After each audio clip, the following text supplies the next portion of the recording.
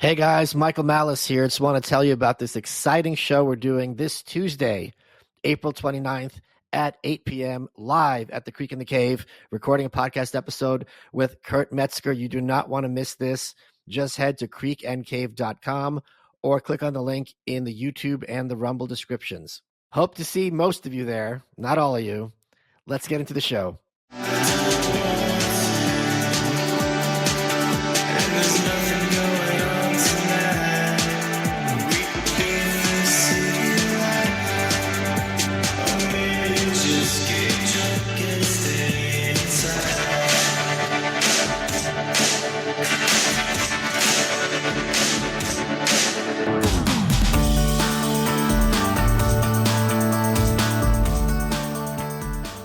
Good afternoon, Michael Malice here. Let that be your welcome for the next hour. It is an enormous privilege, and I do not use that term lightly, to have returning to the show Jesse Lee Peterson. He is a podcaster. You've seen his memes everywhere. If you haven't watched the show, I tell you, take a minute on a weekend when you're bored.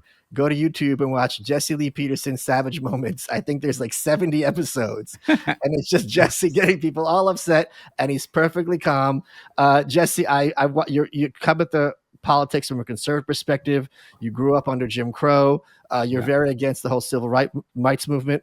You have called Trump the Great White Hope. Before we get to the fun stuff, let me ask you some serious. Excuse me, I said that incorrectly. Let me ask. Right. Is he saying anything? I thought Don says something. I have a running war with the media. They are among the most dishonest human beings on earth. That's true. The Great White Hope. You must be very happy with this second Trump term compared to the first Trump term, because one of the big things you always talk about, or often talk about, is how illegal aliens have been affecting the Black community by forcing them to compete for jobs and things like this. The fact that this was Trump's first issue out of the gate must have really validated your support of him through these years. Daddy is home. And I am on cloud 9. Yeah. It's about time that we finally voted in someone who promised to keep their word to make America great again. No matter what, it doesn't matter what he has to go through. So far, he's enduring, and he is making the country great again. It reminds me of when I was growing up in Alabama, when we had a strong government that worked for the people and not against the people. Donald Trump reminds me of that. And I have to tell you, Michael, I am expecting amazing things to happen. They are already happening, and I'm expecting more. Daddy is home. So I saw something you often talk about. I'm glad you said Daddy's Home. My friend Roseanne Barr, she was in that song with Tom McDonald, and it hit #1.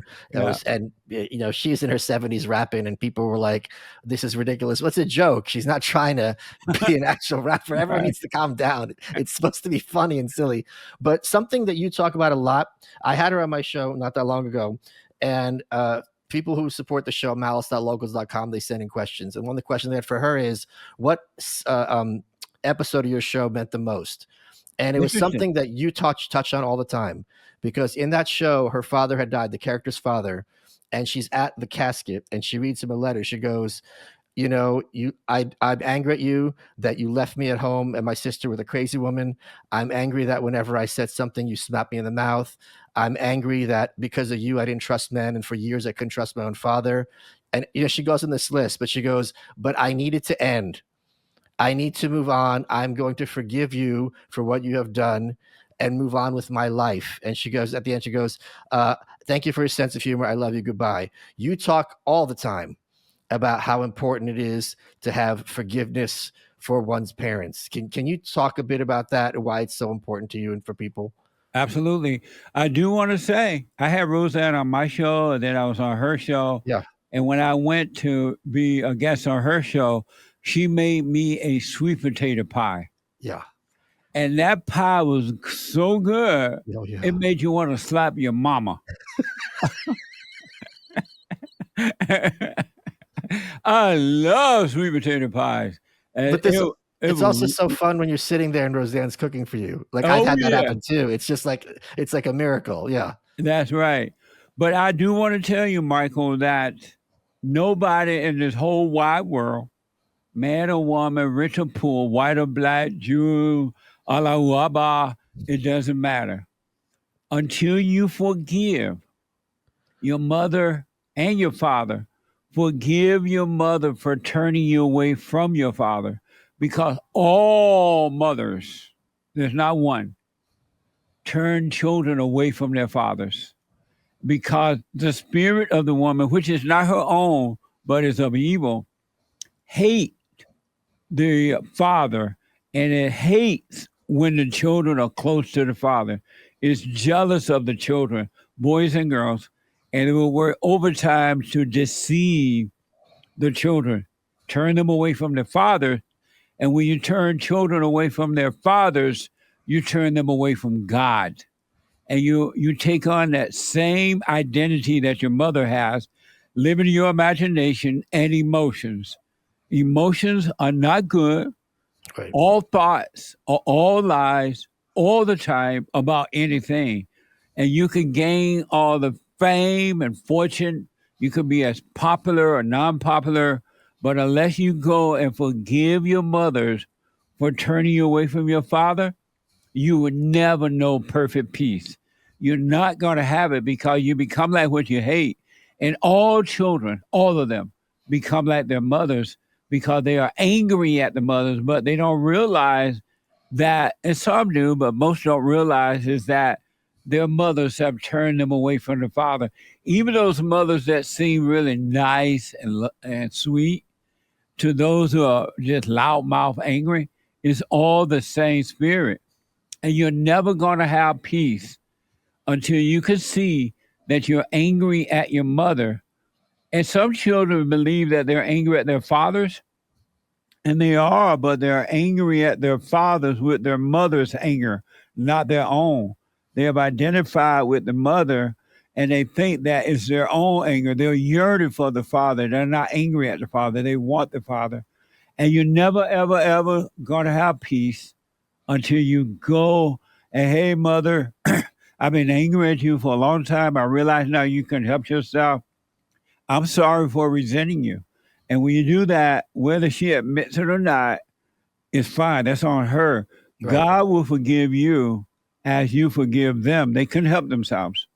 And you will. Your heart will change from anger to love, because anger is evil.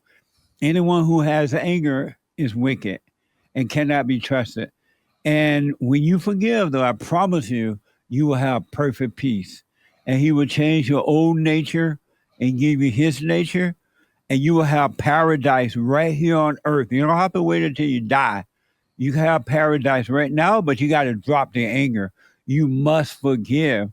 Anyone that has suicidal thoughts, depression, loneliness, anxiety, worry, jealousy, and strife, and envy, and no sense of identity, they are lost because they are angry, and anger separates you from God, and you have taken on the identity of your mother. You got to forgive her, and God will forgive you. And I promise you, you will have perfect peace. Our battle is a spiritual battle. There's no such thing as racism, sexism, homophobia, Allah-u-Abba-ism, white supremacism, anti-Semitism. No isms. Is good versus evil, right versus wrong. You must forgive. Apologize for being angry. That's what forgiveness is, and you shall be free. It's not going to happen any other way. Do you know what prominent politician, I wonder if you even know this, had a very poor relationship with their father? A prominent politician, probably all of them, but I can't think of one offhand. Officer Harris, Kamala Harris. So I got paid by my fans. Like, if I said, if you give me $500, I think it was, I'll read her book. And I read her book. It was well written. She obviously didn't write it. And she talks about growing up with her black dad, Indian mom, who was very much part of this whole civil rights thing. So landing a black man to her was kind of like winning the lottery. Like, now it's having a trans kid. And then halfway through the book, the dad vanishes. She doesn't explain why. She gets married. He's not at the wedding for some reason. And I don't know if you know this, he teaches in D.C., but when she was sworn in as vice president, he didn't attend. Yeah, I heard something like that. That's amazing. I'm not surprised that she does have a issue with her father. In my book, Scam, How the Black Leadership Exploits Black America, one of the things that I point out, Barack Obama, Louis Farrakhan, Jesse Jackson, Al Sharpton, and others, they all had bad relationships with their father, either no relationships at all or bad relationships. And that is why they're so angry and evil and nasty today, because they have been turned away from their fathers, and that anger is that of their mothers, and they're very insecure, and they use people to gain so-called power and wealth, which is fake power, but they're using Black people and others to gain power for themselves because they're insecure. They have anger. But if you didn't have anger, you would never have to use someone else because you would be comfortable. You would have perfect peace. You would live your own life. But I'm not surprised. I believe I heard that along the way too about Kamala Harris. What a mess, huh? I'm going to apologize in advance because I'm sorry. I wish nothing but good things for you personally. You know this, but they're talking of running her for governor of California, and Lord help me, I hope she does. I'm sorry to wish this on you, but it would be so funny. Like, I hope it happens. I hope she runs and then a conservative run against her, one that's strong and doesn't mind speaking up and dealing with the issue. I believe California would win if a conservative ran, because if Kamala Harris running, there's no way she's going to win. The people in California are ticked right now, and they're mad at the wildfire. The fires here were a mess, Mike. It was just mind-blowing. And then they find out that they had no waters to put the fire out, the water going into the ocean, prices through the roof, crime out of control. So right now, maybe tomorrow will change, but I would be surprised if she had even an ounce of a chance, even in California, winning. Yeah, I think the thing is, so here's what's really hilarious, because what's she going to do, right? No one wants this broad. She's useless, right? Right. So there's a poll about, choices for California governor, and she's in first because of name recognition. Yeah. And people, California just voted for her president 5 months ago. But in California, I think she got like 56% of the vote, some high number. In this poll, who do you want for governor? She's at 31. So she's already lost half her support in like half a year. Yeah. And as soon as these people start running and be like, hey, I was a mayor or state state senator or whatever, attorney general, I was putting in the dues while you're in Washington losing to Trump. Why should Californians trust you? And what's her answer going to be? Being drunk and laughing? So I think it's going to be hilarious to watch her get bitch slapped twice in 2 years. That would be amazing. Right. Well, I hope she does run, and just so that we can have somebody else, a conservative, hopefully, that can win, because we don't need any more liberal Democrats in California at all. It's a mess. Guys, let's talk about what's going on in the meat industry. Right now, four companies control over 80% of the U.S. meat production, and China owns the largest portion of American pork. These companies are using mobster-like tactics to crush American family farms, and with all those additives they put in our food, Americans are stuck with sketchy meat.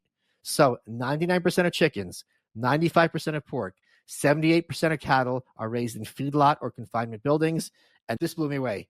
Over 80% of antibiotics in the U.S. are being fed to animals. What can we do about this? Here's what we could do. Moink, M-O-I-N-K, is fighting back on behalf of American family farms and your family's food security. Moink works with American farmers who raise animals outside, where pigs root in dirt, where cattle grazes on grass, no feedlots, and no antibiotics. Their animals are born, harvested, and raised right here in the U.S., and the farmers are given an honest day's pay for an honest day's work, delivering meat straight to your doorstep at prices you can actually afford. And you know what? They sent me some, and we cooked it, and it was delicious. And I didn't have to feel guilty about where's this meat coming from and is it being sourced ethically. Support American family farms. Join the Moink movement today at moinkbox.com/malice right now, and you get free wings for life. They're the best wings you'll ever taste for free, but for a limited time. That's MOINK box.com/malice. moinkbox.com/malice. I love Moink, and I hope you'll consider trying their product, moinkbox.com/malice. Let's get back to the show. What was your reaction when Karen Bass won the mayor's race? Because it wasn't a given she was going to win. She was running against a Democrat who was not even conservative. He was kind of like this moderate business type who was like, all right, let's just help people with quality of life. He wasn't running as any kind of Republican, and he lost. So what was your reaction when you saw that? When Karen Bass won, I knew that it was a horrible mistake. Yeah. And I knew that the people in California would live to regret that. Karen Bass has no common sense at all. I've debated Karen Bass before. Oh, okay. She has no common sense at all.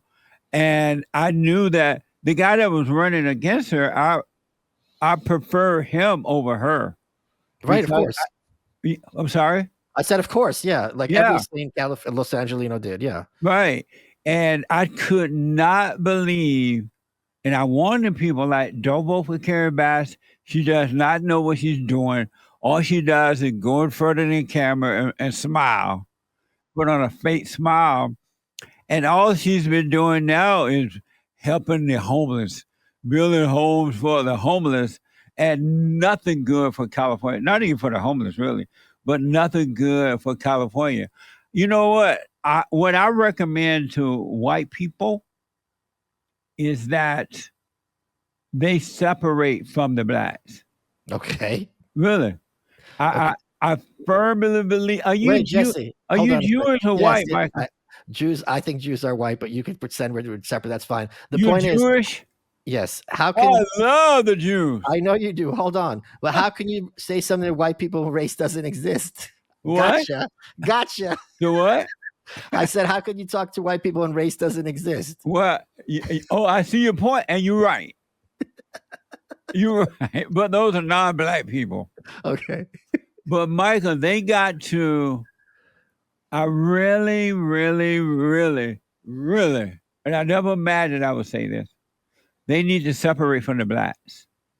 They need to, and don't leave the United States, but find areas where white people can set up their own government, their own constitution, their own police force, their own rules and regulation, and don't allow the blacks in, no matter what. Let them cry racism, name calling, or whatever, but do not let them in, because what white people might not, and maybe they realize now, black people have been trained to hate the whites and to blame the whites for everything, all their failures. And white people have been under attack for a long time, but their lives are at risk now. I don't know if you know about this situation down in Texas, where a black guy took a knife, according to the report, to a track meet. Yeah. And he stabbed, according to the report, and killed a white guy at the track meet. Yes. I used to run track all the time in high school. I love track running. Who take a knife to a track meet? You're supposed to take a gun to start the race. Yeah, that's right. That's right. And white people are under attack. They're being called names. Their homes are being robbed.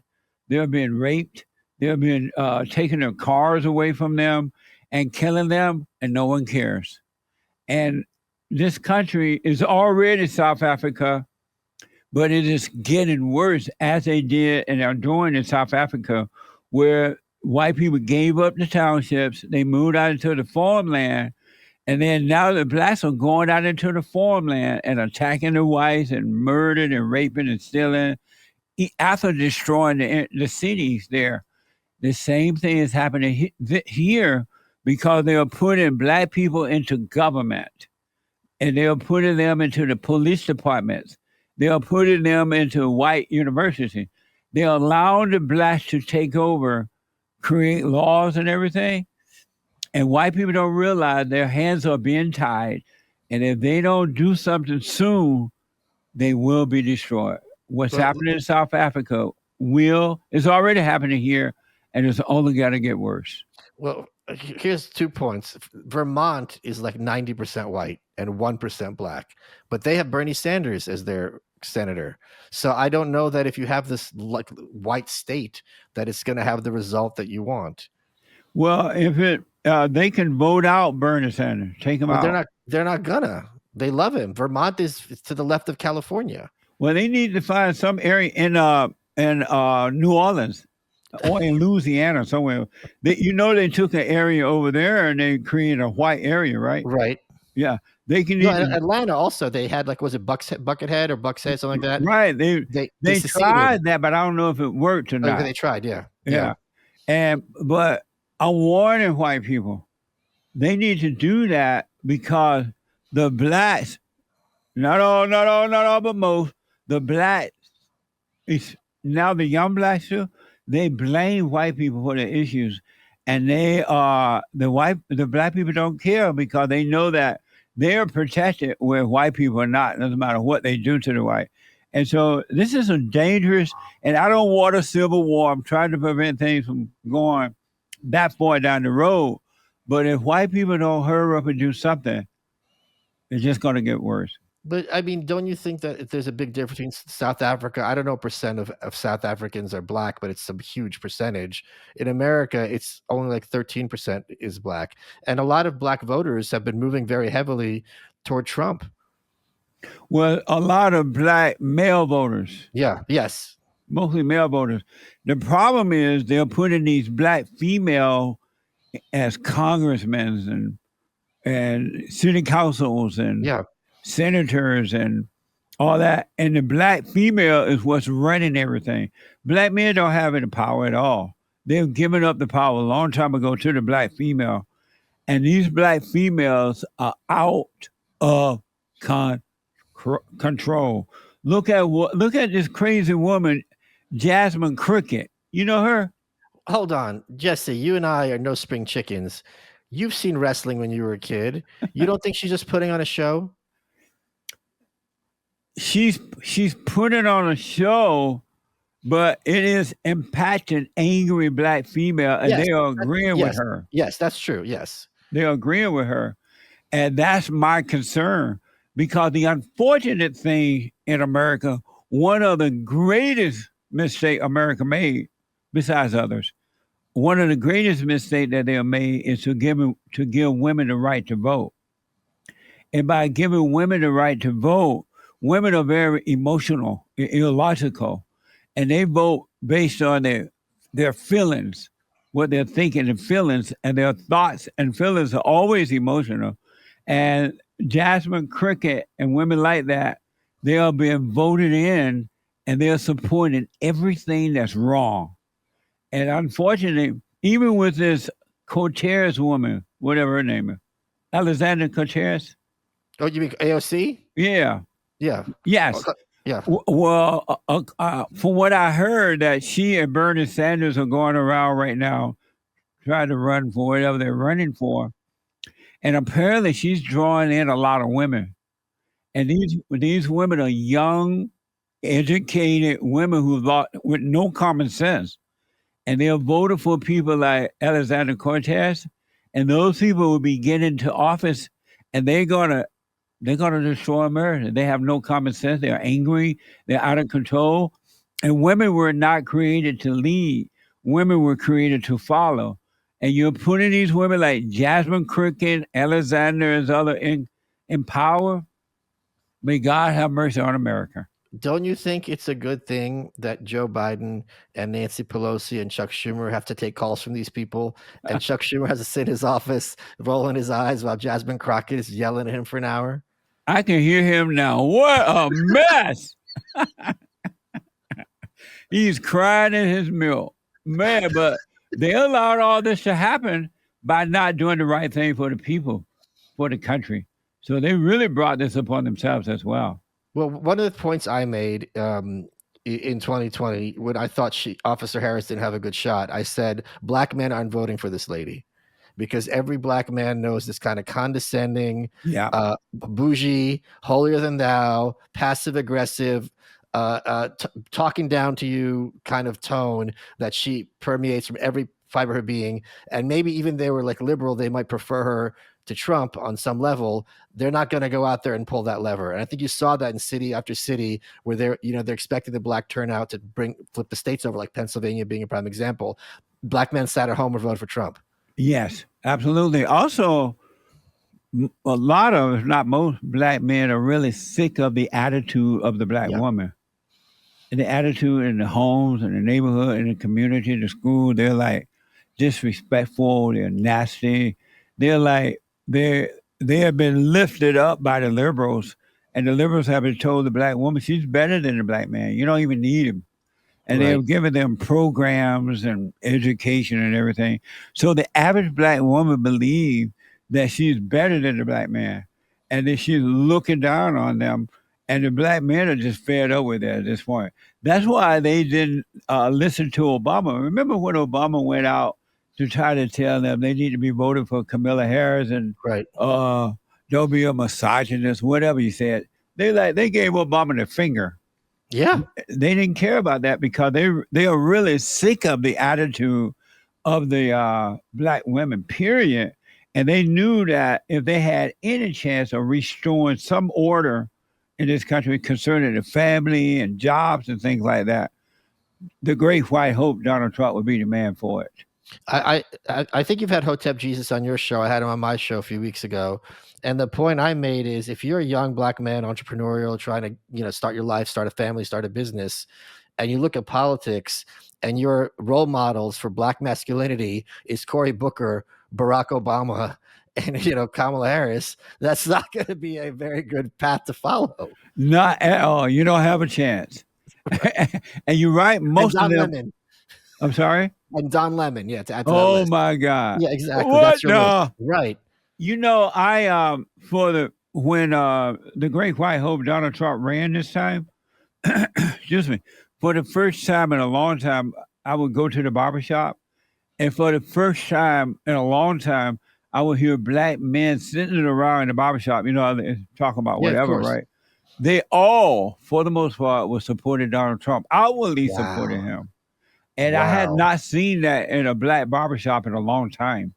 But during the election time, the voting time, a lot of black men were, I'm voting for Trump. I'm going for Trump this time. They were just ready for it. Yeah, and the thing is, what's interesting is that they felt safe saying that, because I remember I watched an old episode of yours.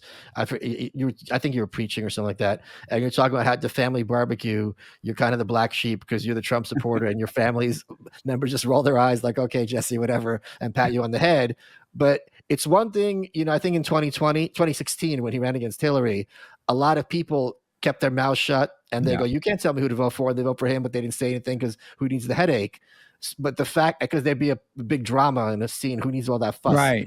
But in 2024, like you're saying, these men spoke up, and they knew that people aren't going to give them shit for it. That they could be like, this is why. Shut up! I'm standing up for this. He's a superior candidate.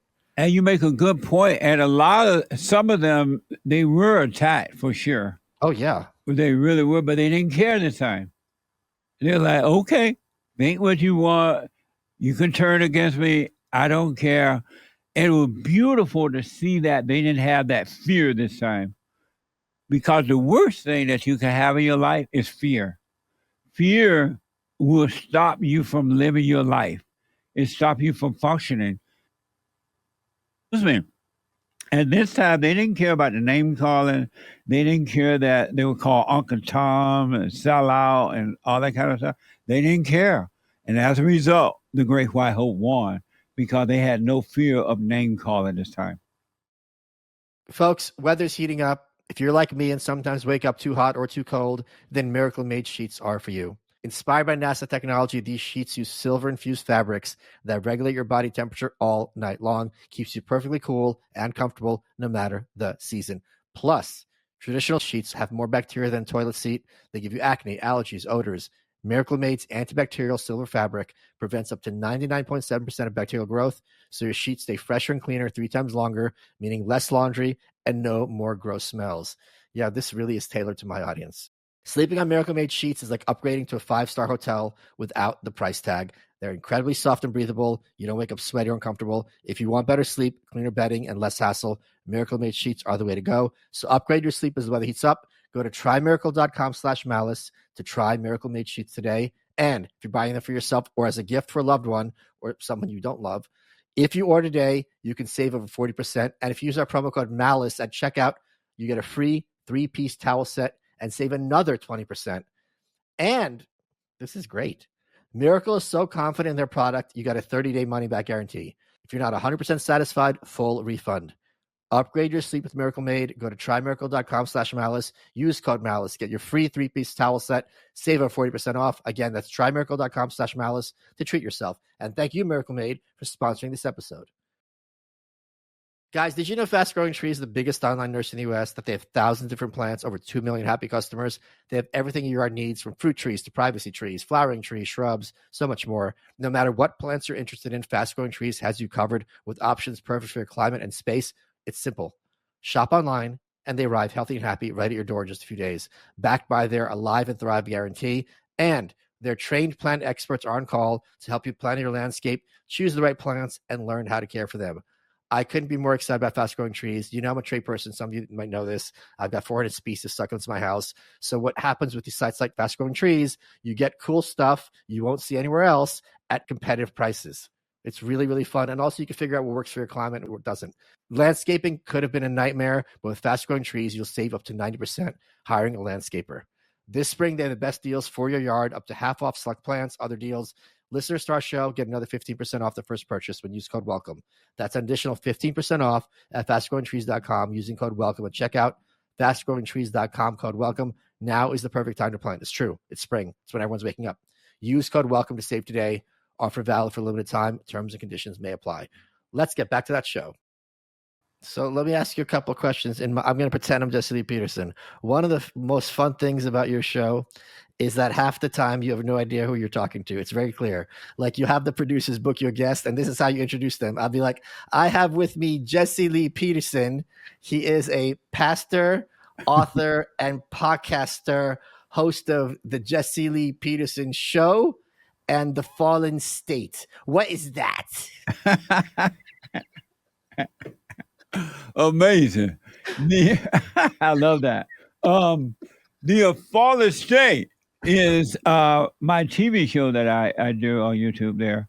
And what I focus on is the fact that human beings are in a fallen state and they don't know it. Yeah. And what we try to do is to help them or cause them to see that they are in a fallen state so that they can start overcoming it. And so I ask questions and deal with things like that in order to wake them up. And the fallen state is an amazing show. I've talked to people, man, over the years that I didn't know. I didn't know how blind people were, to be honest with you. I didn't know that most people have no understanding about themselves. Oh, yeah. They do not know themselves. They're only looking on the outside, Yep. but not on the inside. I had no idea until the Fallen State. It was amazing. You are also the founder of Bond, Brotherhood Organization of a New Destiny. What is that? It's a nonprofit that I started 35 years ago. We just had our 35th anniversary in February. And the purpose of the Fallen State is to, no, not the Fallen State, but Bond, the Brotherhood Organization of a New Destiny, is to rebuild the family by rebuilding the man. Yeah. We got to bring back or encourage those men who do have families, wives and children, or at least children, to come back and try to raise their own children, be responsible, because leaving the mother with the children are not working. It's not going to work. There's a spiritual order, and that order is God in Christ, Christ in man, man over woman, and woman over children. And unless you're in that order, it's never going to work. Your life is never going to work, because God is not going to change his rules just because you don't want to follow them. He'll just let you suffer, be in your own hell, and suffer. And so we try to encourage all men to drop the anger, by forgiving their mothers and fathers. Forgive their fathers for not protecting them from their mothers, because the father couldn't handle his wife or the children's mother because she was just like his mother and he never dealt with her. And so our purpose is to encourage men to wake up and take control of their own life and their families. We have a entrepreneur program where we show men how to start businesses, or if they're already in business, we help them to show them how to enhance it. We started a credit union. Oh, so that some of the guys don't have credit at all, or the credit's not that good. And so we started a credit union to loan them the money, and then they pay it back so we can keep the credit union going. Because I don't know about in the Jewish or the white community, when you're black, your mother, and you're a kid, your mother screw up her credit, and then she'll go and take credit out in your name. Yep. And you're a little kid. Yeah. And then when it's time as an adult to use your credit, mama has already destroyed it. Yeah. And so we decided to start a credit union. And so we are doing that with counsel. We have with family individuals by phone, Skype, or walk-in. We have the men's forums every first Thursday night of the month. And then the ladies forum for ladies only every third Thursday night of the month. So we're busy, man, bringing back God's order, because our battle is a spiritual battle. It has nothing to do with racism. And as adults, each adult, man and woman, are responsible for their own life. No one else is. You are responsible for your own life. So we're trying to show that and point the people back to that. So, yeah, I think that's very commendable. I think it's so much easier to point the finger somewhere else. Yeah. But there's that line about when you point the finger, you got three fingers pointing back at you. Did you know that all thoughts are all lies all the time? No, I didn't. What do you mean? All thoughts are all lies all the time. You, me, and no one has ever had a true thought. And they have never. Do you create your own thoughts? I don't know where I don't know if it creates the word, but they're in there. And where do they come from? I don't know. Satan.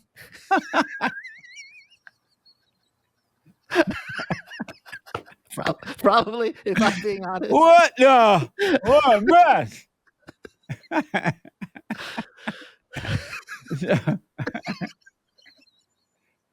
So where do your thoughts come from?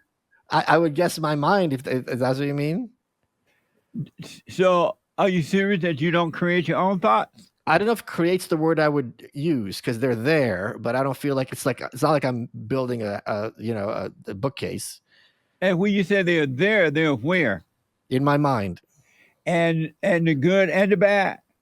I only have good thoughts, Jesse. You only have good thoughts. Yes. You never have bad thoughts. I'm having one right now. No, what do you mean by bad thought, though? Have you ever had a bad thought? What do you mean by bad? Bad. Do you mean like hateful? Anger. Oh, yes, of course. Yes, of course. Fear. Yes. Insecure. And where do those thoughts come from? My mother, I'm guessing. Your mother's in your head. Well, they're there too. I don't know what you're getting at. I'm sorry. Where do they come from? Those bad thoughts. Same place as everybody else. The other thoughts. My and mind. And where is that? My mind. And why don't you drop the anger so you can never have those thoughts? What I was going to say, let's talk about this. I'm happy to talk about this. Something you and I have in common, I think why this is such good advice. If you're not an angry person, it's a very useful 24, just first of all, for your mental health and physical health, it's good to not be angry. But also if you're in a dispute with someone, if they're angry and you're calm, they just get more and more angry and they get crazier. So it's funny. But also if you're calm, if they're not totally gone, that gives you an opportunity to bring them back. You could be like, hey, I understand why you're upset. I'm trying to work with you. Let's bring it down. Let's discuss this. You could be angry later. And when you talk to people like that who are angered, not all, but in sometimes they'll be like, take a deep breath, because they're so used to their anger. as a weapon or as their mode, that when you come at them from a place of calmness and receptivity, they're actually welcome to it and excited. Absolutely. Most people, there are a lot of people that won't, because most people love their hell. They love their misery. They love it. But those who would like to overcome it but just don't quite know how, right? If you deal with them without anger, you're right. You can work with them. Yeah, it's like throwing them a life preserver. Yes, absolutely. So why don't you drop your anger? I don't think I'm an angry person. Right on. So you don't have anger? No, I have. I mean, I also have like a stub toe, but doesn't define me. And so why don't you drop it and never have anger again? You can live a life without any, and no matter what happens, you can live a life without anger. I can't You are remember. not created to be angry. I can't remember the last time I acted out of anger, because when I get angry, this is what I ask myself. I go, why am I getting this upset? Good. What could I have done differently that got me into this place? What could I do to avoid being in the situation again? And I think what drives a lot of people's anger, and I'm pretty sure you'd agree, is that they have these expectations of other people. And when other people don't do what they've expected, they get upset. It's like, well, that's on you. Like, no one owes me shit. That's right. Right. So if I thought was a friend and they were going to work with me on something and they just blow me off at the last minute, that's on me. I have information. This person can't be trusted, but it's annoying, but I have to move on. And so sitting in that moment is not going to help anybody. That's deep, Michael. You're absolutely right, man. Thank you, sir. Okay, you're smart for a Jew. The Jews are supposed to be the smart ones. What do you mean? They are. Okay, you're absolutely right, man. I have a funny question for you now. Jesse, one of the things you always say is no matter where anyone has a problem in life, work, professional, personal, romantic, they should always ask advice from a female. Why is that? They should always ask. No. You got it backwards. Oh, so you've changed your position? They should never, ever, but never, ever, not only ask the advice of a female, but never tell a woman your problem. Right. Never. Especially men, but women too. Yeah. They should never go to another woman because they don't have the answer. They don't have the answer. And especially men, because of the order of God, women look to men to see the way to go. When you're dating or you're married and engaged and married, the woman is looking to you to lead her, to guide her, to be the light. And when you go home or you tell her your problem, she doesn't know what to do with that. And what's going to happen is she's going to judge you for the rest of your life. Right. 50 years will go by, and you'll be working all your life. You'll be improving. And I remember 50 years ago, you told me you did this or that. Women never forget. They live off judgment. Once, I think I was in high school. I didn't have money. I got my mom Mother's Day flowers the day after Mother's Day. Okay. I heard about it for years. Yeah. As if I threw her, into traffic. It's just like, you got flowers a day late. I didn't have money. I remember, you know what I mean? And it's just like, it was like the worst crime ever. It's just, oh my God. Men should never, women can't handle it. It's not in their nature. And I don't care how many degrees they have. They can have PhDs, DDS, STDs, DVDs, whatever degree. They still don't have it. It's not in their nature to handle anyone's problem. They can't even handle their own. And especially a man's problem. They can't handle it at all. So a man should never, not even his own mother, he should never tell a woman his problems. Let me ask. Ask. Oh. One of the things. Let me tell you this. Don't forget that thought. Speaking of women never forgetting, when I was 15 years old in school, I met this girl, my first girlfriend. I started dating her at 15 years old, and we dated for a long time. And then when I graduated high school, I moved to California. She got married and moved somewhere else. I spoke to her 30 years later. 30 years later. Her sister, because she's married, She's dead now. She just died recently, a week or two ago. Oh, sorry to hear that. She dead, but may her soul rest in peace. But so her sister got her on the phone so we can talk, and her husband didn't know about it. And the very first thing she said to me, 30 years later, she said, "You cheated on me when we was in high school." I'm like, "What? I cheated on you with who? In high school? How am I supposed to remember that?" Oh, wow. But she held on to that all of her life. Wow. 30 years later. Isn't that amazing? Yes. And I had so many girlfriends, ain't no way I'm going to remember who I cheated with. So she wasn't wrong. No. I just don't remember who it was. I just don't remember who it was. And why would she remember that 30 years later? She's married. She has a couple of kids. Why would she even think about something like that? You know? Well, I think if you're the first boyfriend that she had, right, and you did her dirty, it's gonna leave a bad taste in her mouth, don't you think? But she was my first girlfriend. Yeah, but you should have done right by her. I did do right. Beta. I didn't tell her I was cheating. Well, that makes it worse. Why? Why? Because if you had been honest with her, yeah. Never tell a woman if you cheat. Don't tell your wife. Okay. Don't tell you. The right thing to do is just realize, hey, I'm wrong for cheating. Sure. And just stop cheating. Yes. But don't tell your wife. Okay. Because she would never forget it. And then she would try to make you prove for the rest of your life that you're not cheating. Oh, no, I agree with you there. Like, if you've done it, like, confessing is not going to help anyone. It's going to screw her up. Absolutely. Yeah. Now she wants you to call her every hour. She want to know where you've been, who you're talking to, what you're doing. Right. And you can never prove to her that you're not doing that. Right. So don't tell her, just stop doing it.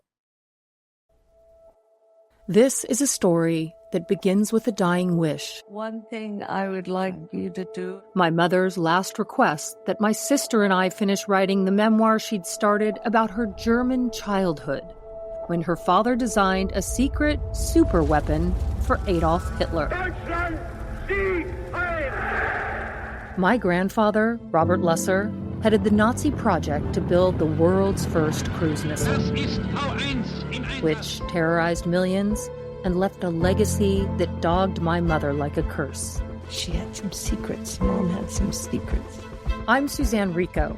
Join my sister and me as we search for the truth behind our grandfather's work and for the first time, face the ghosts of our past. Jeez. Who is he? Listen to The Man Who Calculated Death. Available now wherever you get your podcasts. Let's get back to the show. You talk a lot about your faith. I'm curious how literal you take like the Old Testament. Like, do you believe in Adam and Eve? Do you believe in Noah's Ark? I know for a fact that Adam and Eve existed. Okay. I know for a fact that because of Eve listening to the serpent, and the serpent became her god, that the god of the woman is Satan. I know for a fact that the God of man until he returned to the Father is the woman, because the man listened to the woman. And because he listened to the woman is his God, and the serpent, Satan, is the woman's God. But I also know that the God above is the man's God, those that return, and the God below is the woman God. I know that for sure and without a doubt. But so do you think God made the world in 7 days? Or do you think that's kind of metaphorical? I know they said it. I don't know how many days it took.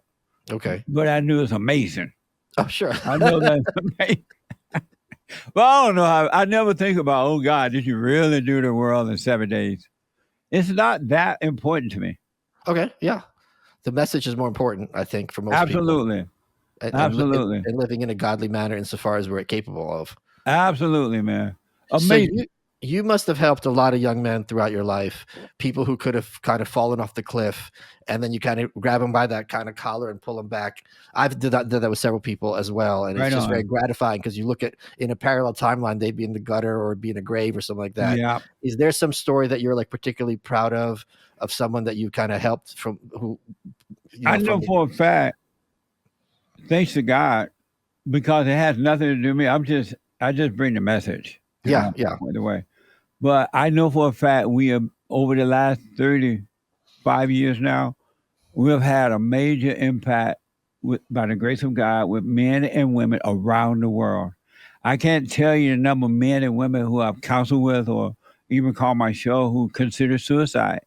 Oh, yeah. And they were on the verge of suicide, and they heard the message of forgiveness, that they need to go and drop that anger. And when they went and dropped the anger, they had perfect peace. That thought of feeling of suicide would leave. I know men and women, especially men, who have started their own businesses because beforehand they were afraid to. But they heard my story, how I did it, and you can do it if you want to, and no one can stop you but you. Right. You're doing that. I know men and women who've gotten married as a result of understanding. So we have had, through Bond, by the grace of God, we've had a major impact on society. And I have to tell you this, Michael, I never for 1 minute imagined or thought that I would be doing the kind of work I do. Growing up, it wasn't on my mind. I thought that I was going to grow up and I was going to move to Indiana, get me a job, get me a sports car, and buy a lot of clothes, because you know how black people love to dress up, right? And look good. And I was going to get me a car and clothes and a house, and I was going to have a bunch of women. That's all. That was my greatest desire. Yeah. And it was like that for a while, then it changed. And I never imagined for a second doing anything that I'm writing books and speaking and doing radio. I started out doing radio and TV shows, right? And now we have the internet stuff going on. I never imagined doing that, but that was in the card for me. It was given to me by the Father to do this. Well, to be fair, you're a boomer, so you can't imagine the internet. You don't even know what it is. I know, huh? What a mess. What a mess. Did I tell you my dream team? Please. The Great White Hope, Donald Trump. Yeah. Netanyahu. Yeah. And Putin. Why is that the dream team? The dream team. Isn't that amazing? Why is that the dream team? Because they're not afraid. They stand up against the opposition and they don't give up. Right. They don't go home and cry at night. Right. They endure all things. And they are they're amazing. They're from the old school. They remind me of the way men used to be when I was growing up. So the dream team is Donald Trump, Netanyahu, and Putin. I'm hoping that Donald Trump would be the president for the next 20 years. So it's interesting something you said about that being old school. So I did a couple of books with D.L. Hughley, and he came out of South Central. And his dad, I think, is about the same age that you are, right? And he told the story in one of his books how the neighbor, when D.L. was a kid, was making some wisecrack. There was an earthquake, is what it was. And the neighbor makes some joke to DL, who's a kid, like, oh, I thought you and your brother were getting into it last night. You know, this very crass joke. And his dad just takes off his handkerchief for breakfast, hops the fence, beats the crap out of the guy, hops the fence back, and just finishes his breakfast. Because, like, all right, you're going to make that joke to my son. I'm going to take care of business. This is how it's going to be. And I feel like that presence in that household is long gone in the Black community. It is, man. It's so long gone. It is so sad. It's so destructive not to have that anymore. That is absolutely sad, man. That's why this is the reason that anyone that doesn't have a father in a home like that to guide them are suffering. But this is the primary reason that Black Americans are suffering. The Blacks are suffering because their fathers are not in the homes and the mothers have passed on their anger to them. The mothers and grandmothers, but they have been told that racism is some type of ism and you need more programs, you need this, and it's just not true. They are yearning for the father. And it's a sad commentary that is not happening. I was saying yesterday or Sunday at our meeting, my grandfather was amazing. He didn't put up with crap. And he was a good man. He took care of work. He taught us to work. and be responsible. I remember my grandmother telling me, and all of us really, all right, I'm preparing you guys to become an adult, how to work, how to take care of yourself. And at 18, you're out of here. I'm like, where am I going? I'm down in Alabama on a plantation. You're going to Indiana. Come on, pay attention. So I'm like, well, Mama, where am I going? I don't know. I don't care, but you're out of here. Wow. And at 18 years old, I graduated high school in May of that year. And in July, I moved to Indiana. I got me a job for 2 weeks because I wanted to move to California. At that time, nobody paid your way. You had to pay your own way. And so I got a job, and I worked for 2 weeks at Inland Steel. And I bought me a $50 ticket to LA. At 18, I've been on my own ever since. But that was my mindset growing up. I knew how to work. I knew how to have a roof and food on my table. And they prepared me for that.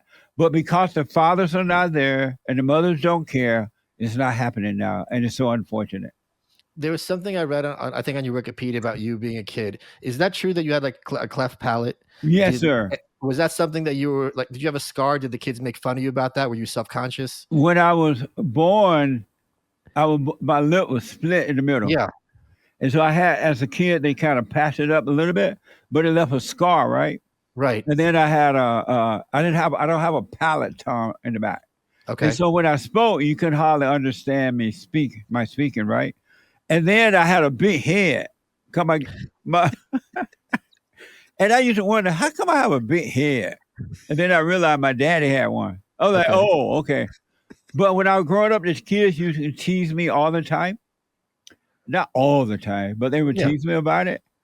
But because I was taught not to have anger, not to be afraid, it didn't bother me at all. I would laugh about it too. Okay. With the kids, right? And I remember I used to think, wow, I'm never going to have a girlfriend because of that, right? But I have to tell you, because I had no fear and I didn't hold grudges against people, anything like that, because we were taught not to, white and black people didn't hold grudges against each other during those days. And so I was told not to. I had more girlfriends. I would deliberately go after the pretty girls. And everyone I went after, I got her.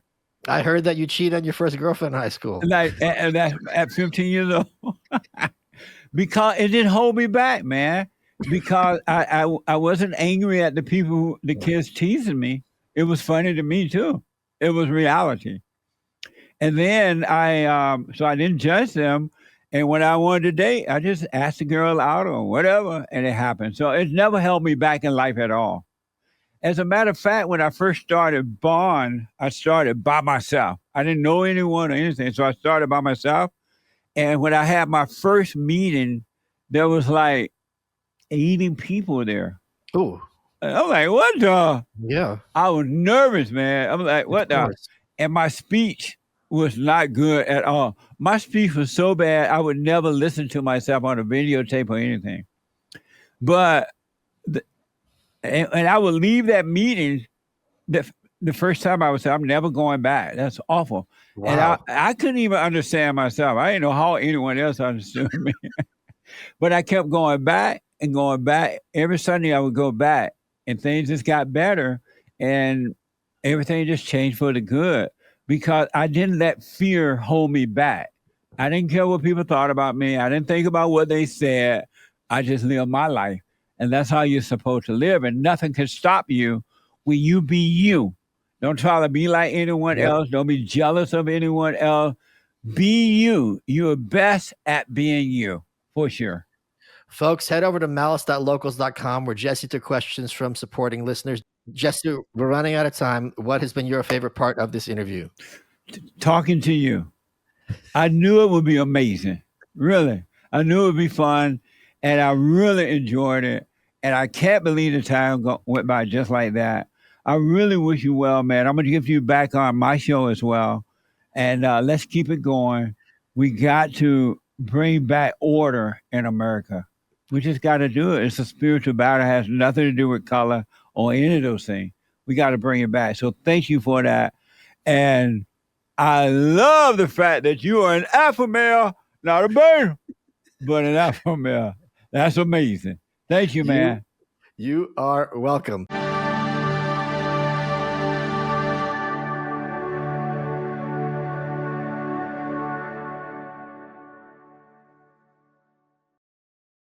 Stream all the movies and shows you love for free on Pluto TV. Say what now? Showtime. That means drama is free with heart-wrenching stories from Love and Basketball, Power, and Greenleaf. In this family, we live by the Spirit. And laughter is free with gut-busting comedies like Key and Peele, The Neighborhood, Everybody Hates Chris, and Boomerang. Watch all the hits, all for free, from all your favorite devices. Oh my God, I love it! Feel the free Pluto TV. Stream now, pay never.